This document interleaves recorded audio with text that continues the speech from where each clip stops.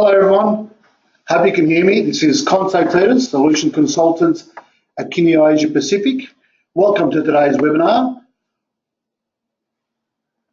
We're so fortunate to have with us today Laura Overton. So hopefully everyone's logged in and already and comfortable and sitting down. I know it's afternoon time in Australia and New Zealand, so hopefully this will be a good end to your day and you'll get some value out of this today. So firstly, welcome from Kineo. Kineo Asia Pacific is proud to be ambassadors of the Towards Maturity benchmark.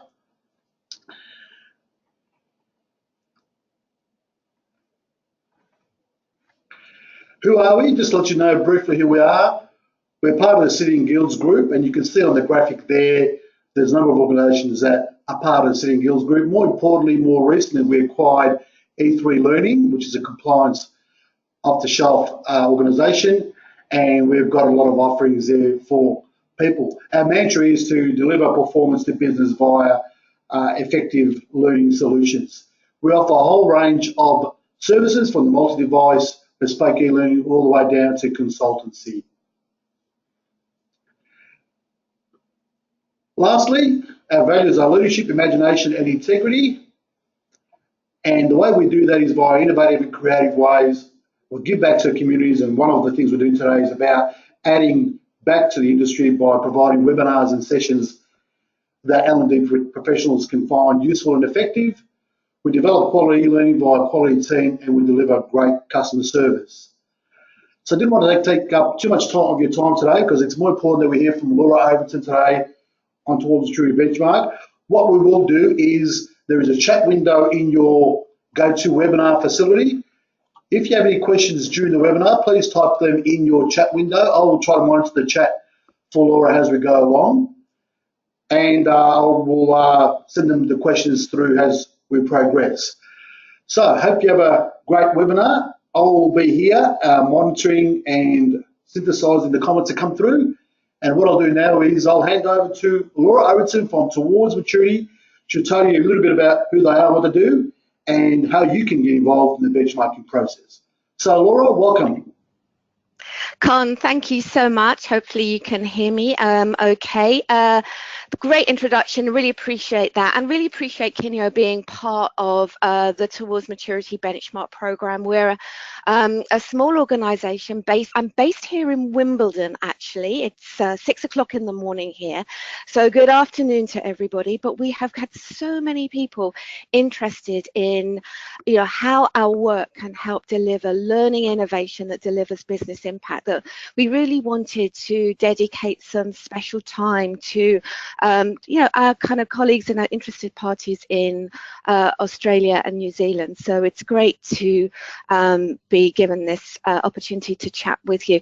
And chat with you is going to be important. I know you can't see the chat room, but we'd love it if you would be able to seek out the chat panel right now, and maybe just drop a little line, say who you are, maybe whereabouts you're from, just a little comment. Just get used to commenting in the chat panel so that we can see a few of your thoughts, because we'd really like to include your views into this panel.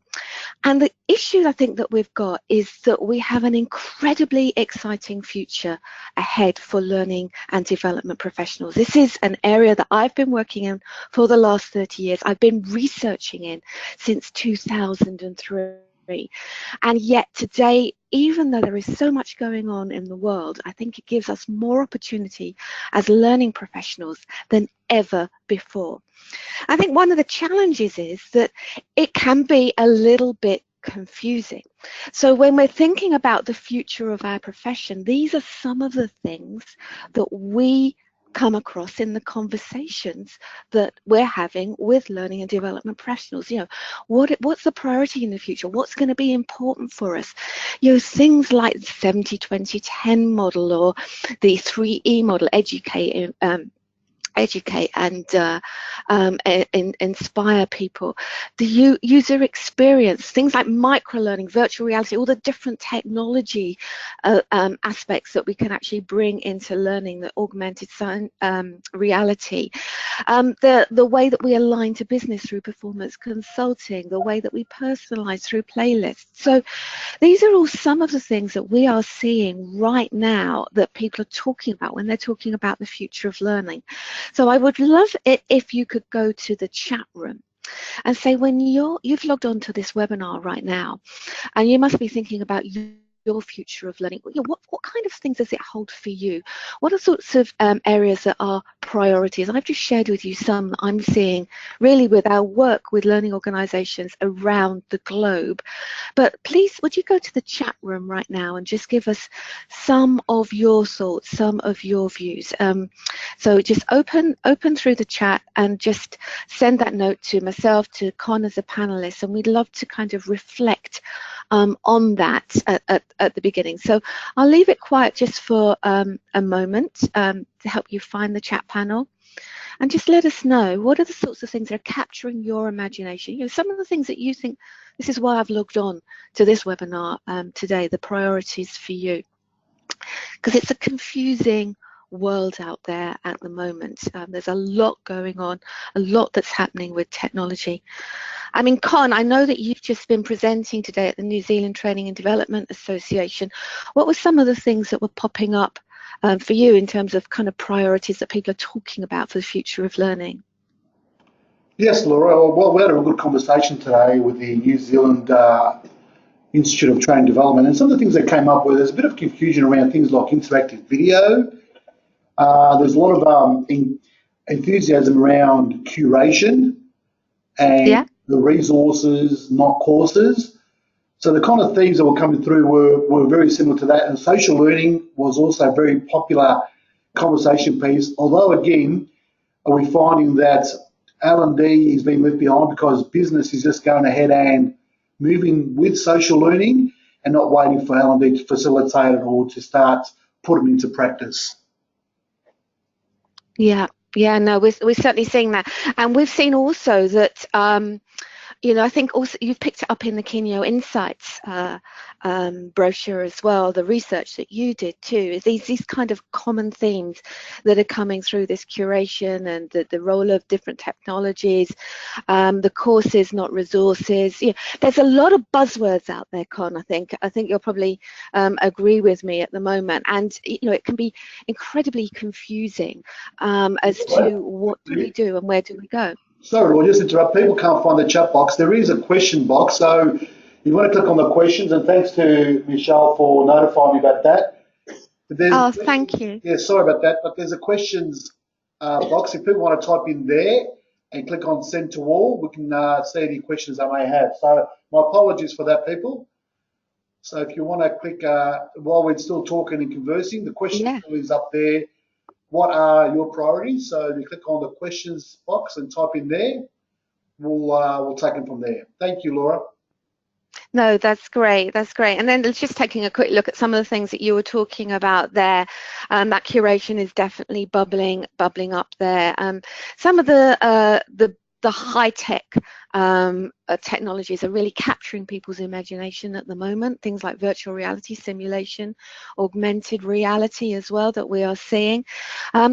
There's a lot of focus really on the technology side that I'm certainly seeing more today more than ever, with technology disrupting business today. We're certainly seeing that there's a real question, and that's a tough one. That's a tough one for us as learning and development people. We know it's here. We're often using a lot of technology, but often as a function, we are people. So, you know, how do we balance that? How do we prepare for that future of technology? Will our jobs be there in the future with all this artificial intelligence and chatbots and things like that? And these are some of the things that we really need to be thinking about. But I want to be sharing with you today that actually the technology is here to help us do our job for the future. It's not to take away our job for the future. And I believe, as a result of the research that we've been doing with over it's nearly 6,000 learning professionals around the globe, that we are seeing that there is more of a need for us in our role moving forward to help organisations learn than ever before. So hopefully some of the question box has been seen now. Con, has there been any other observations? We can come back. We'll come back to these as we go through. Or I'll get back to you soon. Okay. Okay. So what I'm going to do is just say, look, okay, if these are our priorities, if these are some of the things that are capturing our imagination, our attention at the moment, what is it that's capturing the attention and the imagination of the business leaders that we are working with? Now, we did a little piece of work last year looking just, there are people like PwC, McKinsey, Accenture, etc., who are constantly working with the C-suite, the business leaders, the CEOs, the finance officers, and saying, look, what is important to them right now? Because actually, in an organization, that's, they're setting the scene, and they are under pressure. What's really clear is that business leaders are under pressure. Changing customer expectations, constraints in the business, regulatory constraints that are coming in from outside, and internally, they are also looking at digital. What is our business going to look like? What are the new people doing in business? How do we keep the right talent? What are the right skills that we need to have in place? These are all pressures that the business leaders are really facing and tackling in the board and with their customers and with their staff. And so that's why it's exciting for us, because as learning and development, there is a real opportunity, there's a real future with so much change hitting organizations. We are people who can enable change. And I think this is really important for us. And I think most learning and development people understand that now. The challenge is, the reality of most learning today is that we are still being asked for courses. Now, they might be e-learning courses, they might be live online courses like this, they might be courses that are just down to 5 minutes, but we're still being asked for courses. I need a course on this. I need to send my staff to you to be improved in their behavior so that you can bring them back into the business. But typically, at the moment, we're still set outside of the business. We want to use all of these new tools, but we're set outside the business. So, so some of the priorities, Con, perhaps if there's some of those, your priorities at the moment, I think this is the place where we might be. I think, Jeff, you just made a comment there about saying on top of that tsunami of technology, there is so many things coming. And I think that's really a big focus for us there. We're sitting there, we're having to deliver the courses, we're having to deliver the programs, and yet there is so much change hitting us as well. A question about how to make blended learning work more effectively as well. So how do we start to, in our position of supporting the skills of the organization, how do we start to use some of these blends? So I think, guys, you're absolutely right. These kind of areas are really, really critical. There's another comment here about how do we make things more personal, more mobile to those individuals that we are supporting, rather than being perhaps a distraction. And I've kind of deliberately shown a bit of a conveyor belt here. That kind of personalization, I think, is really important. And also some of your comments coming through now as well, really appreciate these. We can actually see them now, thank you. Is about the kind of the mindset of us as learning professionals sitting there in the business, just outside of the business at the moment. What is our mindset in terms of the way we support this business, the way that we support these individuals? Historically, we've been bringing them out, we've been putting them on programs, we've been focusing on making that experience at the bottom of the screen as smart and as quick and as clean as possible. And what we're finding in our research is the fact that learning professionals today, when we do our benchmark study, we ask people about their goals, and the current program is live at the moment. But last year, what we found was that efficiency, how do we do that more efficiently, was really, really important to pretty much every learning and development professional around the globe. Absolutely everyone around the globe was looking at this. But we're also finding, and I think the question that you've just flagged there as well about, what are some of the how do we do the blends? How do we get closer? How do we fine-tune that process of learning? How do we personalize? How do we get a little bit nearer? And in doing that, how do we speed up the implementation of new systems? How do we help people to kind of reduce the time away from the job? So a lot of learning organizations at the moment, our learning development leaders are really hungry to do this, but they're also hungry to help people. And again, you're picking this up in your comments. It's a comment here about, how do we connect people with all of the knowledge? How do we help them to use this technology, boosting their performance, decreasing time to competency, increasing productivity? It's really critical for learning and development professionals. The agility issue. You were talking about how do we connect people with all of the knowledge required to perform their roles. How do we connect them with each other? How do we connect them with the content and the knowledge that's available there in order to help people become faster and to respond to changing business conditions? And we've also seen a really high proportion. It's 9 out of 10 of us are hungry to really ultimately influence culture as well. So some of the things that you are talking about in the question boxes at the moment, we're seeing reflected in terms of the aspirations. It's not just what are these things that we can use, but how do we use them to help our organizations become more agile, to become really just to be able to become the people we are, to unlock the potential of the organizations. So as learning and development professionals, we have got high aspirations. We want to improve efficiency, fine-tune processes, the things that we normally do, the transactional learning and courses that we do, but we also want to get closer to integrating learning and work in that. And we're going to pick up on some of these things that you've been mentioning in the chat box here, because I think one of the challenges that we got is that although nearly 9 out of 10 of us around the globe are hungry to do these things, more hungry today than ever before, we're not all achieving it. And you can see here that even on things like efficiency, how do we get more courses out to fewer people, we're still struggling to do some of those things. Now, we've got an increasing number of people from the Asia Pacific region, which is why we're honing in and providing more research this year. We're in the middle of a research program with our benchmark program, particularly in the Asia Pacific region. But last year, what we found, for example, that efficiency and processes were really critical, but still perhaps struggling a little bit more in that space.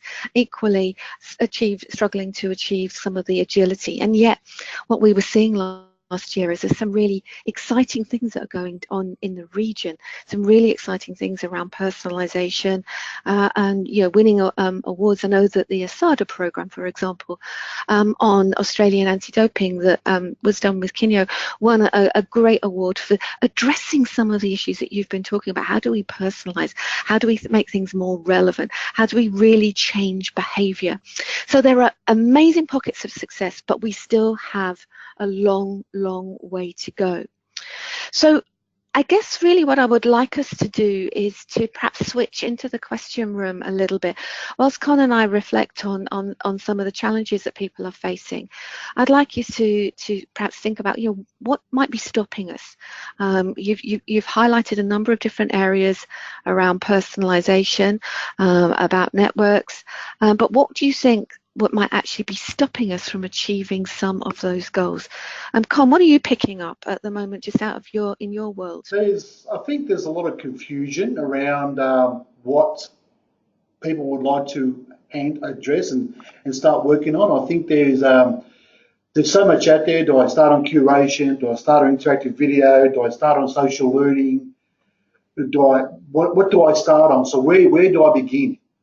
So a bit of that confusion is out there.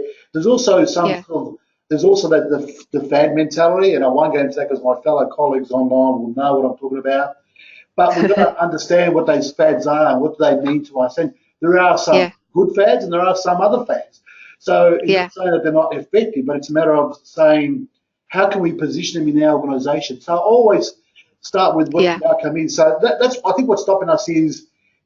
And the other one that's stopping us, the biggest one that's stopping us, Laura, is business buy-in and business coming on the journey with us. Yeah.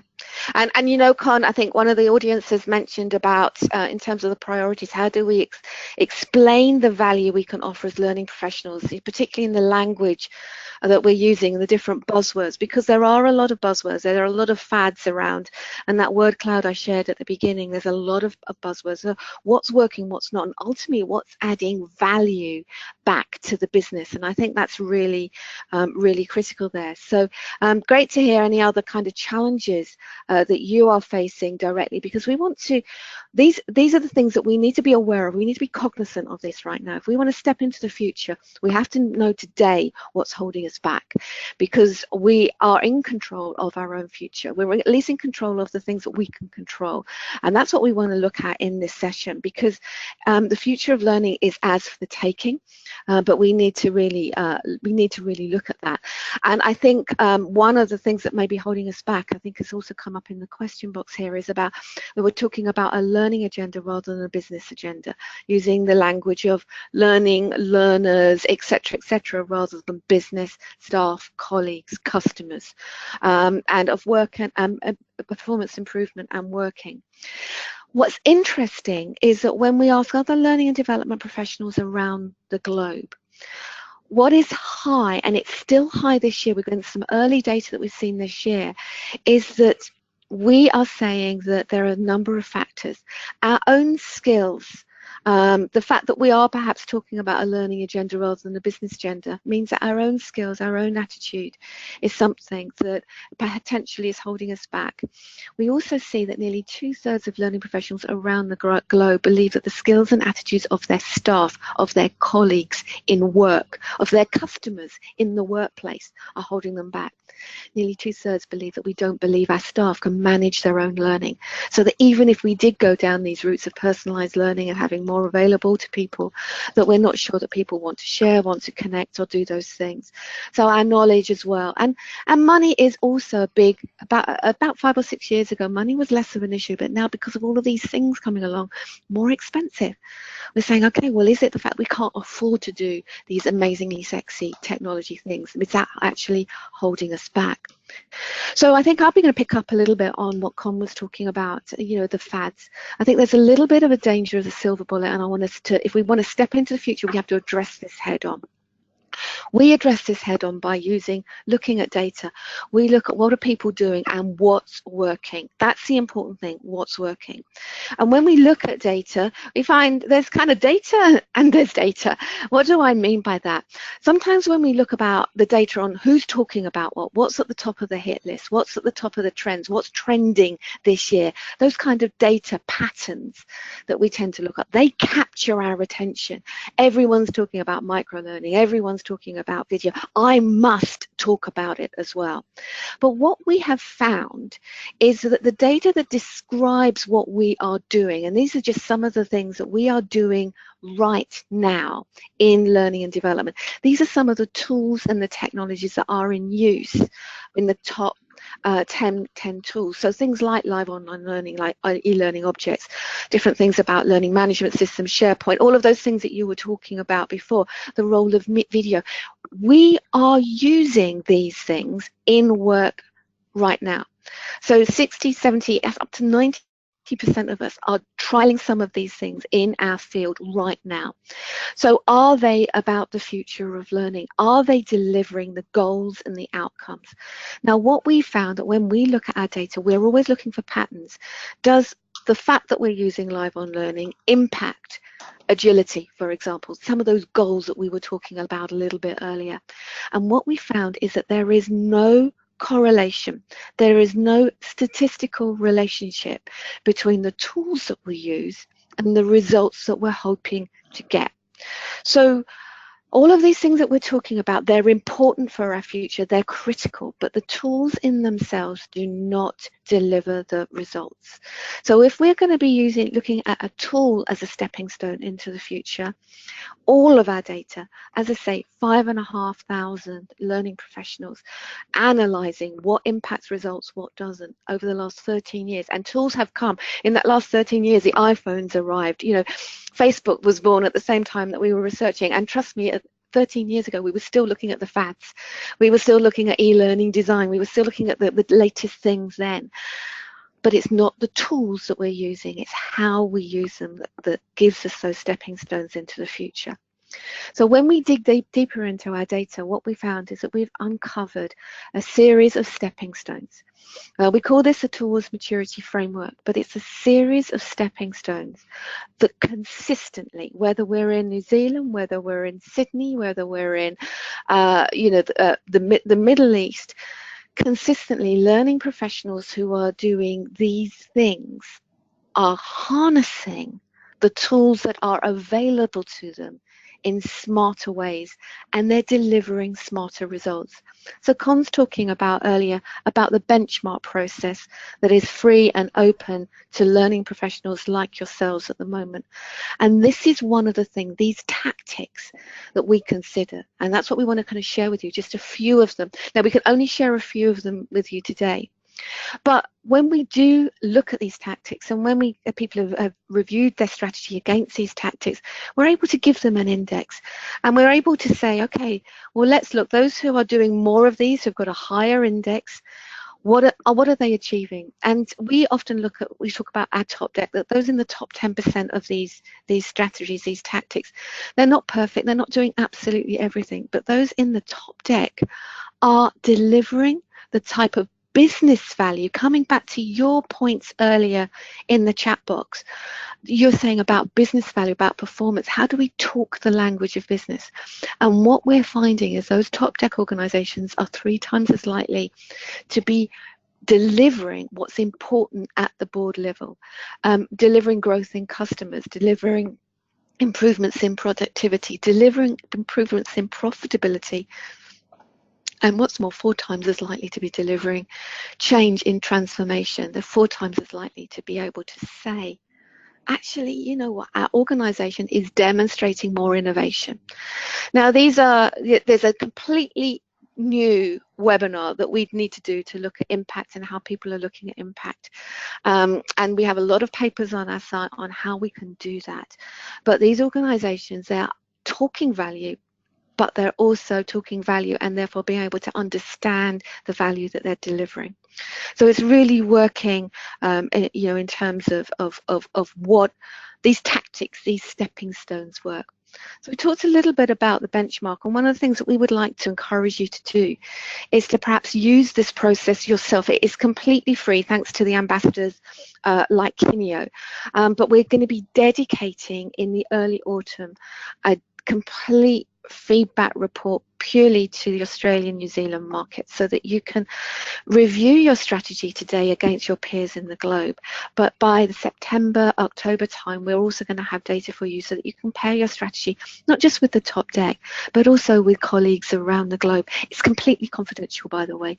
We share no names in this. So this is about you reflecting on your strategy, and we'll take you through a series of questions about your goals, the skills, the technology plans that we're talking about, types of barriers you're facing. We have to bring risk to the forefront if we're going to tackle risk in the future, impact, and then those tactics. So that's what the benchmark process is like. But let's go back to those stepping stones. I want to give you some really practical things that we've learned so far. This is a journey that we're all on, but what have we learned so far? What are those stepping stones that statistically help you to deliver what your business needs today and also for tomorrow? So one of the kind of things that they can actually help us with, that they can teach us with, if we look at a little picture on the corner here of those stepping stones, this is just one of the tactics under defining need. So defining need is all about understanding what is needed in the business. Coming back to your point about the business agenda, talking the business agenda, the language of business. And one of the things that the top deck do, you can see here nearly 92% of them, is they analyze what the business problem is before recommending the solution. So they're talking to those who are impacted by the business. What is the performance issue? What are we trying to change? What's changed? What's the context? Let's look at that before we come for a solution. Now, it's very tempting if someone comes to us and says, I want one of those. Even if it's a really switched on business leader who's heard all about augmented reality and comes to you and says, I want augmented reality and here's the budget, go and do it. The top deck will say, you know what? Wait, let's hold on a minute. What are we trying to do? What are we trying to change? Because my skill is to help you change behavior. So let me help identify the right tools for us to do that. And actually, over the last number of years, and at the moment it's still quite static, it's only half of us who are having that conversation. And yet we're finding one of the challenges is getting business buy-in. So this is one aspect of defining need. There are many others that you'll uncover in the benchmark process. But this is one of the things that really stands out with those top deck organizations. The other thing that stands out with the top deck organizations is that they're balancing that business need, the defining need. If you see that in the picture here with the next stepping stone about balancing it with understanding. Now we call them their learners, but I don't like to call the workers that we work with in adult learning and development as learners. It's a good catch-all phrase that I'm happy to use in this seminar, but would not use in business, because our workers are project leaders, they're project managers, they're nurses, they're council workers, they're public service, civil servants, they're tax inspectors, they're airline pilots. But they are the people that we serve through our services. And what we find is that the top deck organizations are tuned in to the voice of their learners. They understand how their staff learn. Now, only 30% of us do this. So one of the things that we were doing at Towards Maturity a few years ago, particularly if you think about what we have reporting that holds us back, is the fact that our staff do not know how to learn and work in this new world that we have a vision for. We have to stop and say, well, is that true? Do I know? And only 30% of us step back and say, well, let's go out and find out how our staff are actually working. And one of the things that we do with organizations is that we run a learning landscape. We've done several in Australia now, in terms of working directly with learning leaders in Australia to say, okay, well, let's go out to our staff and say, okay, well, how do you currently learn? What do you currently do? What works for you? What doesn't? And what we've done is we've pulled some of that data across a range of different organizations. It's not your learners, but we are able to say, okay, well, this is an example. If we go out and ask people, how do you learn? What matters? This is an example of some of the things that we find out. For example, they're much more willing to share with each other than we give them credit for. In fact, I think it's nearly 50% of us think that our staff do not know how to share with each other. And yet 80% say that they are willing to share. Only 18% of them say that they need help getting started. And it's only 20% that say, you know what, I am not willing to share. I haven't got the time, or I haven't got the inclination. The rest are already doing it, need a bit of help getting started, or would like to be able to find out more. So they're willing to share much more than we think. They're also learning on the go. Time is a problem for staff. When we ask staff what's holding you back, they say it's time. But what they then go and do is they go and find their own time. They're using some of their own technology to download personal work-related apps, even when those apps and their own technology might be banned in the organization. They're finding ways around to help themselves, and they're using some of those tools and technologies in their own time to and from the way to work. We find there aren't a lot of differences when it comes down to ages, under 30s, over 50s. We're all finding that we're all kind of learning on the way to work, doing different things. So it's not a millennial thing. It's not only the young people. It's not only the old people. There's some slight variations, but basically staff are learning on the go. And when we tune into the voice of the learners, we say, what's your number one motivator for learning online? You know what they say? I just want to do my job faster and better. And regardless of what kind of sector we ask this question in, what kind of role they have, whether they're a line manager or a sales manager, whether they've been in role for less than 6 months, over 5 years, whether they're young, whether they're old, it's always at the top of the list. So as we step into the future, understanding our learners, understanding what motivates them is going to be critical to our success. So as we step into the future, core question that we need to ask is, how can we help our staff? What is our role in helping them do their job faster and better? And I think if we handle that one, that will help us cut through the fads, cut through some of the things that are out there. What are these new things will help us do that for our staff? So those first 2 stepping stones, defining need, understanding learners, is important. But also what we find with those top deck organizations is they also are very cognizant of the work context, the things that influence their staff in their work environment that aren't under the influence of learning and development. And please excuse me, I'm just trying to cut my Skype off there. So one of the things that they do is that they work with IT. So it's not just saying, will you implement my LMS, please? And aren't IT stopping us? They're not the frustration, but they say, what's going on in IT? What systems are we rolling out? What systems are we rolling out for sharing? What systems are we rolling out for doing all of these things? A great example of a top deck organization who is willing to be known as top deck is PwC. Now, not all top deck are big organizations. We've got charities, we've got public sector, we've got health organizations, we've got global, large and small. But PwC happens to be a large organization, but they knew that a particular project was being rolled out with IT. It was a new platform for connecting, for sharing, Sparks. L&D worked straight on it.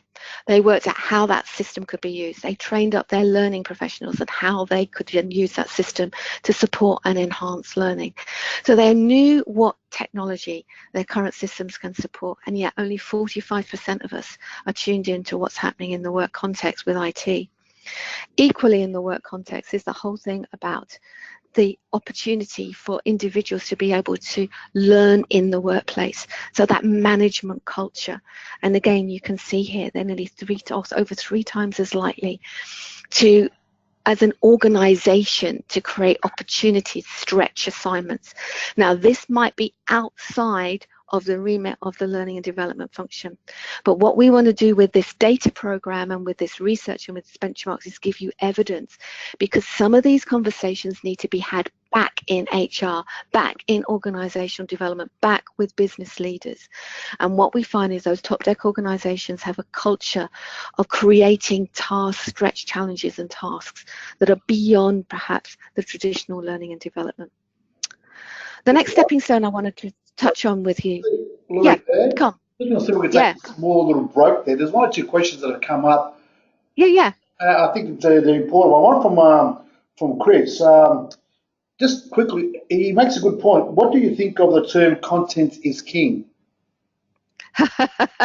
Well, what do I think of that term? In fact, I heard it so long ago, Chris, that I can't even remember. That was a term that came up in my early career, in the sort of like mid-late 90s. And it was really, really important at the time.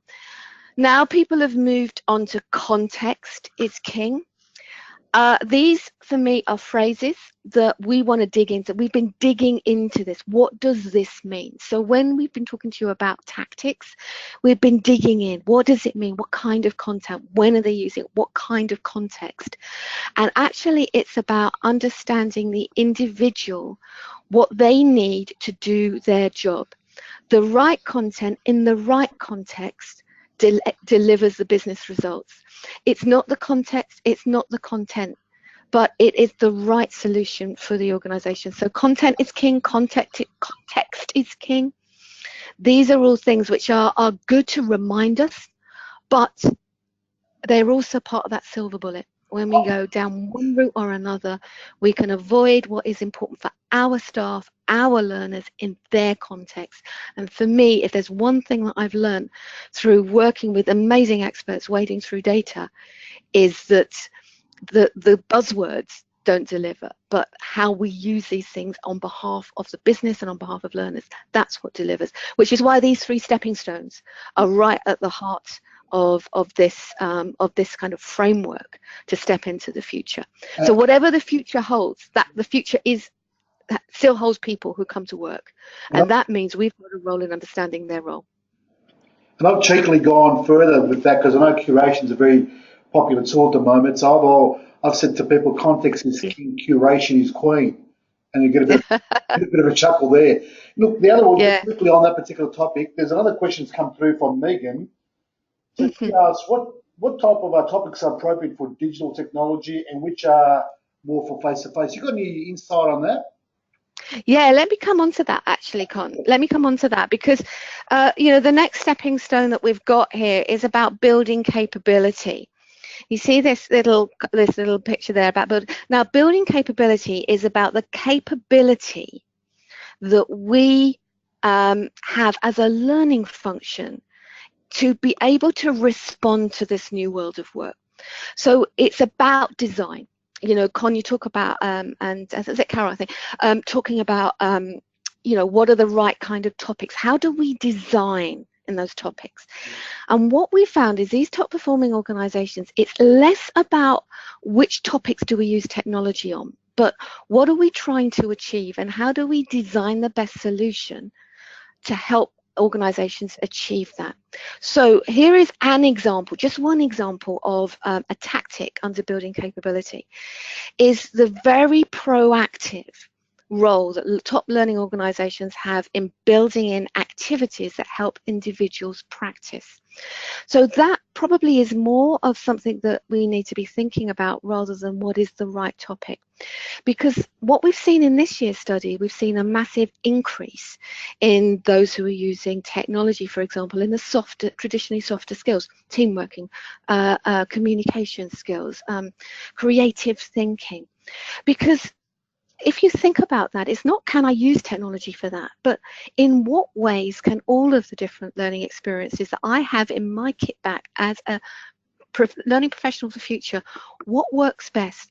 So for example, in communication, in a large global organization, we're having to communicate in different ways, across different ways. And so therefore, using some of those technologies that we have to communicate in, to practice in, to reflect in. So it's less about can a technology be used for a subject, but more how do we use the tools that are available. Sometimes these activities that help individuals practice could be a role play in the classroom, absolutely.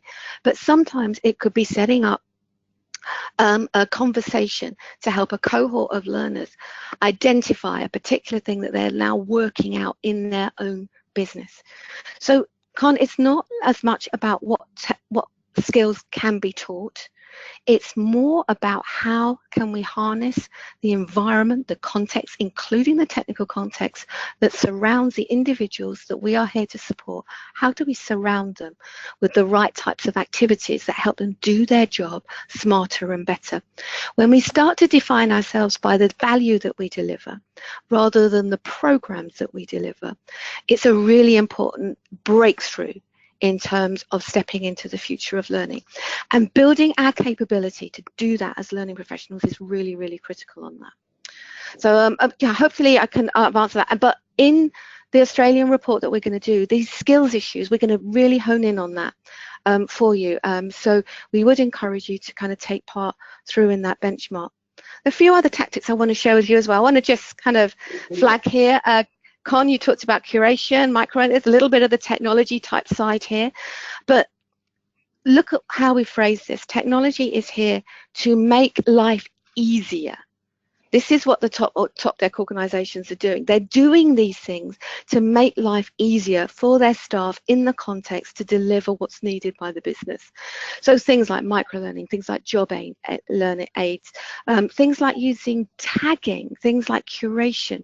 It's not that curation fixes it, but curation makes life easier. It's not that tags deliver business value, but tags make it easier for people. The second biggest barrier for learners is that they can't find what they need. It's not easy for them. Now that's something we can do something about. Time is something they're doing something about. using technology to make life easier is something that we can do something about. I also want to just flag with you as well another stepping stone, which is about change. It's about change management. It's about engagement. And you know what? It was really amazing last year when we found that organizations who work with their classroom trainers to leverage technology in the classroom delivered better results overall. Now, it wasn't just the classroom. These are parts of the stepping stones. But only a quarter of us do this. It's like we've seen, okay, we're going to go down the silver bullet, we're going to go down microlearning, we're going to go down job aids, we're going to go down performance support. We still have to do classroom, but it's like the two worlds don't meet for the majority of us. Not so with the top tech organizations. They're working at ways. Classroom is one of the ways that we help organizations, help individuals bring those skills together. Managers is another way. And what we find is those top tech organizations, culturally, organizationally, they expect managers to take responsibility for staff development. You know, it's not just the responsibility of, you know, managers send them to you for a course in that picture we had up front, but they take responsibility through for that. So absolutely critical here about the role of managers. So the top tech organizations, what's different about them, and this is just one tactic, but they are proactive in the way that they connect and they engage with managers. It's an example, again, coming back to your question earlier about the types of skills, role modeling change in management development, the way you equip managers to do their job, the experience that you give them to help them do their job better and faster will open their minds to supporting their staff in the experience that you give to their staff. So management and development, and again on our site towardsmaturity.org there are a lot of programs and research programs that we've done where we've unpicked what does it mean to look at technology in management development, because it's an amazing opportunity to model. You know, and the final stepping stone, I'm going to come back to value, is about articulating value, demonstrating value. It's not necessarily about measuring return on investment. So when we talk about demonstrating value, only about 35% of top learning leaders go all the way through to calculate return on investment. So it's not just about that. And in fact, that doesn't necessarily, calculating return on investment doesn't correlate back to whether or not you're delivering value. But what does correlate back is the way that we capture and share stories, anecdotal stories, the way that we communicate learning successes. And you can see here, different people are communicating those in different ways, but capturing that story, getting people to reflect on their application of the learning, capturing the story, sharing that story back out. This is where the technologies can start to really connect and engage. And the other thing, it's very simple. Under demonstrating value, what we talk about is reviewing. We talk about capturing stories, what works, what doesn't, and how you feed back that value into the process. So when things are no longer helping people do their job better and faster, they cut it out. They regularly review their programs in the light of this value process. Is this working? Is this being used? And let's cut it out if it's not. Let's get out of the way of our staff. And that's one of the ways that we can articulate value, one of the ways that we can continue to demonstrate value in this circle. So these kind of stepping stones that we've talked about, the little picture on the side, defining need, understanding our staff, work context, building capability, consistently, time after time after time. These are just some of the things that create these stepping stones into that future of learning. So if we kind of put that up there, you know, just a moment of reflection now, where, you know, are there things that are sticking out for you right now? You think, yeah, actually, now I've just gone through just some of the ideas.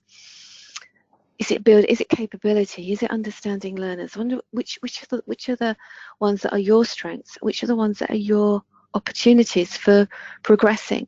Because when we start to look at this, we start to say, okay, if I'm going to invest tomorrow for the future, investing in these stepping stones, in the right ones for you, prioritizing them, that will prepare you for the future of learning really, really powerfully. Yes, we need to keep in touch with the tsunami, as you mentioned earlier, of stuff that's coming at us. But this is our core. This is what keeps us stable. Working on our core will work on our future stability, our agility as individuals, as organizations, to be able to be prepared to move into the future of learning. So this is a reflection at the highest level. You can say, okay, where am I weak? Where am I strong? But I think one of the things that by working with Kineo, by working with our other ambassadors in Australia and New Zealand, what we want to say is don't guess, find out. And that benchmark process is open now. Clive Shepherd, who you've probably heard of, he's come down to Australia a number of times. He's the author of More Than Blended Learning. But benchmarking, stopping, using the questions that we've got to reflect on your current strategy. What it does, it is a learning from experience. By thinking through how would you respond to each of these tactics that we've described, and I've just described a fraction of them, not all of the ones that correlate back to success. What that does is allows you to kind of step into somebody else's experience for a while, but we give you personalized feedback to say, well, this is where you're weak and strong against that framework. So it's not about copying these top deck organizations, but it's about being smart, being inspired by them, and working out what will work for you. And the benchmark process will give you personalized feedback. So really the next steps that we have in terms of kind of unlocking your potential is that we've got an opportunity really, and at the end of this, is to say, look, we'll send you through the links. We have the questions to help you stop, reflect on your strategy. It will take probably about an hour. If you do it in a team, it will take more than an hour. But this is a free process. It's open through until the end of next week. And if you do this, it's completely confidential. You will get, at the beginning of September, a personalized feedback form, a personalized report saying this is where you're weak, this is where you're strong, to help inform you about the next steps that you need to take. After that, we will be analysing the data collectively, confidentially for the region, and that will be coming out in October time. And in fact, I'm going to be coming down to Australia to work with a number of clients in Sydney and Melbourne at the end of October. So, we're very happy to kind of extend that work with you directly, and we work with obviously with people like Kineo, with people like Michelle Ockers locally in the region as well. So the question is, the top performing organizations are doing things differently. They're taking action, and they're taking it one step at a time in these areas that we've just flagged. So I guess the question I would like to leave you with is, what will you do differently as a result of today? Now, as we reflect on that, we've got just a few comments. If you want to prepare for the future of learning, it's not going to be about the latest fad. We have to keep on top of what's going on. But the data that we're providing about the analysis of what delivers the results that business is looking for today will really give us a confident way for us to move into our future. It will boost our credibility, because we're saying, look, it's not just me that's saying this. This is based on data from learning professionals like myself around the region, around the globe. And it helps us to challenge perhaps our own preconceived ideas, but also the preconceived ideas of those around us. So using data in a smart way, those personalized reports, the regional reports, that's how we want to help you to do that. That's why we work with our ambassadors, to make sure that you've got the kind of independent data in your hands that you need in order to make those smart decisions. So just a reminder, those top deck organizations are delivering what matters to business. If we want to be there with business, being part of the future of business, these steps that we've been talking about today will help us to get there.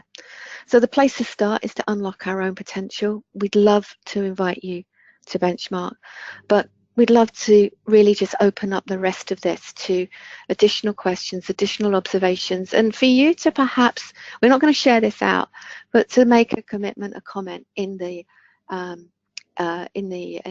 question box to say, okay, well, what are you going to do differently? Is there one thing that's captured your attention that you can do differently from today? So what are you going to be able to do differently in order to step into your future? Because one of the things I feel passionately about is that the future is bright for learning and development leaders who want to strengthen their core and find a place of value to add value back into the business. It's all there for the taking, and there are a few things we need to let go of, but the future is incredibly bright. So, Con, I'm conscious that we've had some questions as we've gone through, and thank you so much. And as you say, you wanted to leave 5 minutes at the end for us to address any other questions or observations that you've got, Con. Well, we'll ask our audience to add into the question box anything they would like to add in. Also, what you left with is in what they will take away from today. One other question that came through during the chat was, how do we make blended learning work more effectively? Have you got any thoughts on that, Laura? How do we help learning to be more effective? Was that, sorry? How can we make blended learning more effective? Blended learning more effectively. Well, it goes back to those stepping stones. You start with the business problem and you start with your staff. You start with, what do we need to achieve from this? I mentioned my colleague and friend Clive Shepherd's work on More Than Blended Learning. He has got some amazing steps in his More Than Blended Learning book. I strongly recommend it. But when you break them down, when you break down these models, they start with the business problem and the individual's context. So, for example, another tactic of high-performing organizations is the way that they use steering groups to bring them together. What works, what doesn't, what would be viable. I had a great program with Sales Academy where they brought the sales managers in. What would be viable? Another to work this out in your sales team if you want to build these skills. Then the types of tools and the techniques started to bubble up about what would be viable for that particular department. I'd heard the same with a program with the National Health Service, in the health service over here. They brought nurses together and said, look, we want to help you to do this, but how much time do you have? They said, you know what, I probably only got 10 or 15 minutes at any point in the day where I could look at this. And it completely changed the way that they thought about how a piece of learning was developed. It was halved in time, and it was then surrounded by different aspects that would help that nurse in the field. So that's the important thing, is about going back to the learners, and then working through what are the tools. Clive's got fantastic tactical recommendations, and we've worked with Clive, so many of his tactics are in our blended learning program, so you'll be in our benchmark program, so you'll be able to benchmark against some of those really powerful blended strategies when you go through that benchmark process. But if you want to dig deeper, Clive's book is the one for you. I've just posted in the box there the question from David. Can you see that? Read it out for me, Con. What are the motivators for, I'll just get it up again. Where was it?